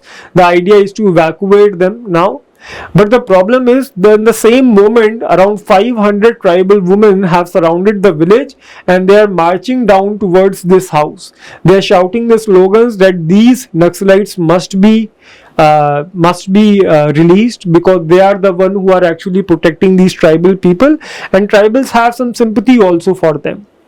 So Raman is in this situation. He is trying to contact the higher officials, but he is not able to because of some communication, some tools problem. So what now the Rohit shall do? Okay, This is a situation. He is there in this house along with 10 Naxalites. His forces are also there along with him, and they have been surrounded by 500 tribal women. So in this context, the questions are: what are the options available with Rohit? What are the ethical dilemmas? Which option is best? And what extra precautionary measure can be taken by police in dealing with women protesters? Very simple question. It's the theme of, like, many themes I discuss in my classes also. So the theme of this question is internal security. And whenever this internal security thing comes up, you can write that, see, internal security problems are complex to handle as we have to deal with our own citizens. It is easy to fight with an external enemy, but it is very difficult to deal with your own people, with your own citizens. Okay, so something like this you can write. So both means and ends must be taken into regard while dealing with internal security problems. Okay, because they are based on something on Naxalism also. You can write that Naxalism, it more started as a social political problem. It started because of the feeling of injustice among the innocent tribals and Dalit sections of society. Okay, जो आपके tribals थे और जब the weakest sections of the society, they actually became Naxalites. Why? Because they had this feeling of injustice. They were taking all the brunt of the government policies. All the burden was falling on them, but all the benefits were taken away by the rich. So that understanding needs to be written. Options क्या है? What are the options available with Rohit? Release the Naxalites. Don't release them. I mean, use force on tribal women. Third option you can write that he can negotiate with the tribal women. Release the Naxalites, use force, negotiate.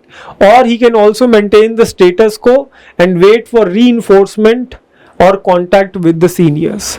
Okay, he can make he can fire some shots in the air. Okay, he can create some fear in the minds of tribal women and maintain the status quo so that the reinforcements can come. So these 3-4, I mean, even if you don't write this fourth option, then these three will also be okay. Then ethical dilemmas faced by Rohit: human rights versus law enforcement, means versus ends, duty to maintain law and order versus public sentiments. They also have to be taken into regard. National security and law and order is a common good. Justice for the victims, public trust and credibility, virtue of courage of Rohit versus his empathy towards a tribal woman. बहुत generic है. I mean, these dilemmas can be easily written. In fact, in my test series, I have given 2 questions on internal security this time.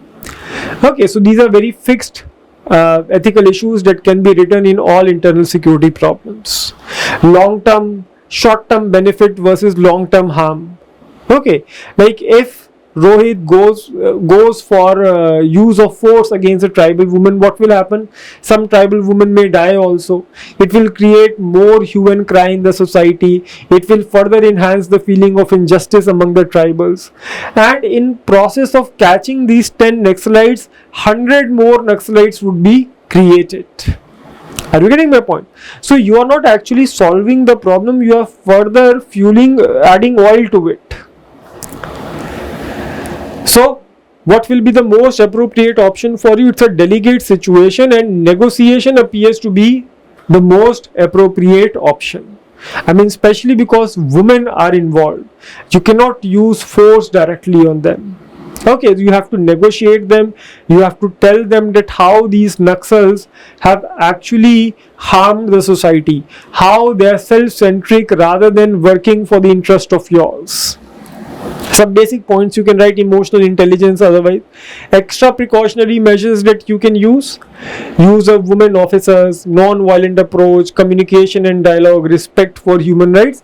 These are some basic extra precautionary measures that you can take. And in the end, that in conclusion, Rohit's situation requires a careful, people-centric approach to prevent escalation while upholding the law. Alright. So that's the idea. This is how you are going to resolve this case. Very simple case, in fact. Though they were lengthy, yet they were simple to answer if you have done your practice. Then this case 10, again this was short as well as simple. Sneha, she is a senior manager working for a big reputed hospital chain. Now they are opening a new hospital, a new super specialty center, that the hospital building with state-of-art equipment and world-class medical facilities, and Sneha is leading the team that will be responsible for establishing and maintaining this super specialty hospital. Now she is also heading the procurement team. Now many medical equipments would be procured for the hospital. Now a situation has come that once the tenders were there and many quotations came, her brother has also filed a quotation for supplying these medical equipments, and her brother is going through a lot of financial problems, and if he gets this tender, then it will create a lot of good things in his life. His financial stability would be there, and she really loves her brother, and she also has a discretion. She can give this tender to anyone. It is not necessary that only the tender with the lowest bidding will get the only the quotation with lowest bidding will get the tender. No, she can give the tender even to a quotation which has quoted the higher price. So she is in a situation where she can easily benefit her brother. So what shall she do? This is the basic case. The question is, what should be Sneha's course of action? How would she justify what she chooses to do? How is medical ethics compromised with vested personal interest? Clear-cut case of conflict of interest. If you again if you have the conceptual understanding, if you know the concepts well, you can easily answer this case. As you can see, I have started with that it's a case of conflict of interest for Sneha, as her personal relation is coming in conflict with her official duties. Presence of such conflict is common, but how it will be resolved will decide the propriety of her actions. Stakeholders I have written on one side. Then Sneha's course of action, simple. In class also we have discussed about it. 6R approach. Okay, register, restrict, recruit, remove, relinquish, and resign. But these two R's are very extreme, so these 4 R's will do. That first of all, she should register this thing. She should disclose that even her brother has given a quotation for the tender, so that she has nothing to hide. Okay, Sneha should disclose her relationship with her brother to the procurement committee and to the hospital management. Then transparency and fairness. She should ensure that entire procurement process is conducted transparently and fairly. Clear defining of the procurement criteria, inviting bids from multiple qualified vendors, evaluating bids solely on the basis of merit. फिर recusal कर सकती है when it comes to analyzing, comes to the evaluation of the quotation given by her brother. She can recuse herself. She can remove herself from that process. A third party independent evaluator can be recruited, okay, which will see that the whole process is conducted in a fair manner. Hospital's best interest shall be given priority. So these 3-4, what she shall do, you will write it. Then justifying her decisions, means ends. Okay, justice should not only be done, it should also be seen to be done. The whole idea of hospital, the relation between doctors and patients, everything moves on trust and credibility. So if any case of conflict of interest or nepotism is seen in the procurement, it will tarnish the image of the hospital. So means ends, transparency, fair competition, objectivity, these are some of the points that would be written. In medical ethics and personal interest, objectivity, public trust, quality of care, other ethical standards, financial recovery, all these things you can, I mean, the case is quite simple, you can easily answer it. Alright, so by following the principles outlined above, Sneha can navigate this delicate situation while maintaining her professional integrity and ensuring the best interest of the hospital. With great power comes great responsibility. So this is done. Let's move to the next case. Again, a very simple one. Now see, this case is about water conservation, that you are a district collector and this time the summer has been extremely exceptionally severe and water shortage is there. So as a district collector has given orders for measures to save water, conserve water in the district. So in this regard, farmers in India, they use, I mean, a campaign they have launched for conserving water. Strict measures have been taken for over exploitation of groundwater. Now through these bore wells and I mean farmers, they use lot of groundwater, which also often leads to over exploitation. Okay, so what they have done, the government has stopped farmers who are drawing water from deep bore wells and river reservoirs for irrigation. But the farmers are very agitated by this action of district government, and they have met the district collector and they are alleging that the district administration is corrupt and nepotist. Okay, they are alleging that that many industries are also there in the district and they are allowed to use groundwater through bore wells. And as a district collector, you know that if these companies, if these industries are shut down, they will lead to unemployment problem. Okay, as it is given also, the district collector has to deal with water crisis. The industries cannot be closed, and this would result in large number of workers being unemployed.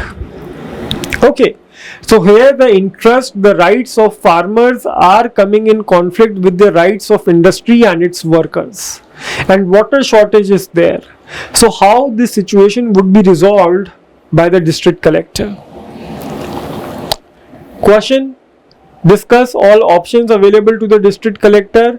Suitable actions can be taken in view of mutually compatible interests, and what are the potential administrative and ethical dilemmas that the collector is facing? Very simple, direct questions, because the central idea here is water conservation. So as you can see, I have started with a quote on water, that water is a driving force of all nature and it is the foremost duty of government to provide the same to all the citizens. Also, since farming is a distressed sector, the issue must be looked into with compassion and urgency. Then what are the options? Take strict action against the protesting farmers. Okay, या तो farmers को arrest कर लो या फिर उनका accept कर लो. Otherwise, second option, accept demands of the farmers or negotiate with farmers and water rationing, that there should be an equitable distribution of water between farmers and the industry. Or the fourth option, if you want to add, explore alternative water sources, rainwater harvesting या फिर treated wastewater management. Through this, some new sources of water can be created. What would be the most suitable action for compatible interest? Balanced water allocation. Okay, farmers should be asked to use water in a more judicious manner, and industry can be asked to stop or to reduce the usage of water at least during the peak time. CSR funds can also be used for water saving technologies. Public awareness campaigns can be started. Okay, farmers, industry and normal households, they can also be asked to save water. Through Manrega, alternative employment for farmers can be arranged. Okay, industrial water usage, agriculture को climate smart, like pulses, bajra, farmers can be asked to grow those food grains which use less water. Okay, and then finally developing conservation as a value. This thing needs to be done. So in our society, will help in judicious use of water, administrative and ethical issues, balancing interest and justice for all, professional integrity as allegations of corruption are there, equitable resource distribution, water as a common good and right to dignified life of farmers and right to employment of industry workers. So all these rights and justice criteria must be taken into account while making a decision. And see, in the end what I have written, I have given a positive outlook to the whole situation. कहते ना मोदी जी आपदा में अवसर. Okay, that we should find an opportunity in the situation of distress. Crisis also creates opportunity for mutual cooperation for improvement and innovation. DC must deal with the situation with positivity and look for short-term as well as long-term solutions. In fact, this is a situation through which conservation, water security, all these things can be added as a value among the heart of people. And these steps should not be taken this year only where water paucity is there, but every year these steps should be taken. Okay, so as it has been rightly said, that thousands have lived without water, thousands have lived without love, not one without water. We know the worth of water only when the well is dry. So I have used some rhetorics in the end. Okay, and then comes this last case study. Dr. Srinivasan, he is a senior scientist working for a reputed biotechnological company known for its cutting edge research in pharmaceuticals. Now this case is basically of a pharmaceutical company. They are developing a new vaccine which will counter the effects of a recently identified virus, basically like COVID-19 type ka situation hai. Alright, and Dr. Srinivasan right now is in the process of developing this vaccine, but certainly vaccine development takes a lot of time. Okay, so the company owners, they are asking Srinivasan to compromise with the integrity of the whole process. What they are saying is that first of all, certain data can be manipulated in clinical trials, like only positive results can be showcased in the report. Okay, not the negative results where the vaccine was not effective. Secondly, the informed consent of the subjects of clinical trial, this step can be avoided, which is a very important step. Okay, informed consent basically means that all the subjects of the clinical trials, they will be told that what impact this medicine is going to have on your body, and it is very difficult to obtain also. And thirdly is IPR violation, that your company, the research team can use those compounds which have already been patented by other companies. Okay, so these three unethical actions have been suggested to Srinivasan so that he can speed up the process of developing the vaccine, and certainly it will be good for the threat, for the new pandemic which is emerging in order to control it. Certainly yes, I mean new vaccine is required, so it can be fastened up. So I hope you have understood the case. The situation is, what would you do in such a situation? Examine your option and consequences, and how can data ethics and drug ethics save humanity at large in such a scenario. Okay, so Dr. Srinivasan now, as I have written in the introduction, he has to navigate through corporate demands while ensuring the safety and well-being of patients and subjects of clinical trial. Humanity shall be the end of all human endeavors. I have written the stakeholders. Course of action kya hoga? He has to stay firm with the ethical principles. In fact, Ranbaxy, a pharmaceutical company, did the same thing in USA in 2008, and the company was heavily punished. It has to pay a fine of $500 million. Alright, something like that can be written. Engage in dialogue seek guidance from the ethics committee, external guidance forums, document concerns, all the things, all the concerns of all the stakeholders must be in documented format. Okay. Advocate for proper channels and prioritize transparency. When transparency is there, corruption will not come. Okay, कहते हैं ना कि corruption hides in secret places and avoid public places. So wherever the transparency would be there, corruption will come down and people will be deterred of using unethical actions. So what are the different options? Again, very easy. He can say yes to manipulate data. He can say no to manipulate data. He must follow bioethics and all aspects of his research. And third, a middle path can be taken. He can say that I will not manipulate the data because it will affect vast number of people who will use the vaccine. But yes, I can forego informed consent and use of patented compounds, because patented compounds will only affect the profits of certain companies, and lack of informed consent will only affect some subjects of clinical trials, but overall the masses would be benefited if the drug is manufactured.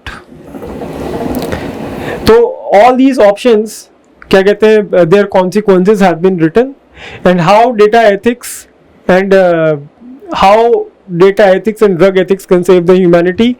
Again, same: building trust and credibility, promoting innovation, regulatory compliance, global health impact, justice for the poor, justice for those companies who have these patented drugs. I mean, if you're using the compound which has been patented by other companies, then certainly it will be highly demotivating for them. Okay. How, as an innovator, why you will put your money and your time in research if you know that in the future somebody will violate your patent?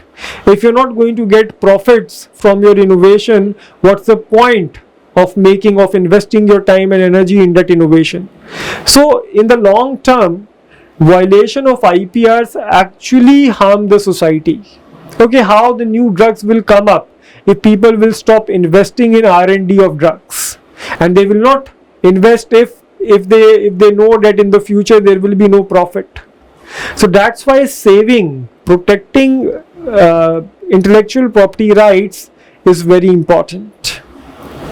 Okay, so something like this you can write in the consequences part also, and in the end, by upholding ethical principles, Dr. Srinivasan can contribute to the development of safe and effective drug while protecting the integrity of scientific research and safeguarding public health. He must realize that the long-term benefits outweigh the short-term pressures. Okay, in the process of getting the silver, we lose the gold. So that thing should not happen, especially in bioethics, biotechnology. In fact, this topic I have been teaching for the last 10 years, and every year I say that this topic is very important. But it is the first time that UPSC has asked a question on bioethics, and this trend will continue, I believe. Okay, so that's the idea, and I hope you have understood the basic nuances of this ethics paper. The model answer I will share on my Telegram page, Ethics by Atul Garg. Okay. Plus, if you still have any doubt about any question in the paper, you guys can send me a WhatsApp message, or you can call me also on this number. Okay, now the mains exams are over, and I have also made the model answer, so now I have time for checking some of your answers also. So you can give me a call, you can send me a WhatsApp message, Telegram message, or daily updates you can get from my Telegram page. Okay, Unacademy has also uploaded discussions of other papers also, GS paper 1, 2 and 3. They are available on the YouTube channels, so if you want you can see them also. And takeaways from this paper, I would say, see, again and again this thing I have been telling in the class also, that this paper is not about well-filled mind, it is about well-formed mind. It is all about connecting the dots. It's all about developing that ethical mindset in your brain. You think only in terms of profit and loss, only in terms of legality, but now you also have to think in terms of ethicality. Okay, so whenever you are reading something in your current affairs, please focus on its ethical dimension. You have to develop a mindset for ethics rather than just cramming up, rather than just memorizing some definitions of concepts and examples associated with them. That approach is not going to help you out anymore. Okay, so I hope you like the class and your doubts about this paper has been resolved. For any other doubt, my number is there with you. So my book also, certainly, yes, I mean this model answer will be part of my case studies book also, where previous 11 question papers are also there with their model answers. Okay, so these are the two books. Okay, this case study book, Ethics, Integrity and Aptitude, this book is very important for the practice part. So all the 12 question papers of UPSC of ethics from 2013 to 24 will be part of my case studies book along with the model answers. Plus this model answer will be there on my Telegram page. Alright, so thank you very much for your patience for watching this class, and that will be all from my side. Thank you. Unacademy. Let's crack it.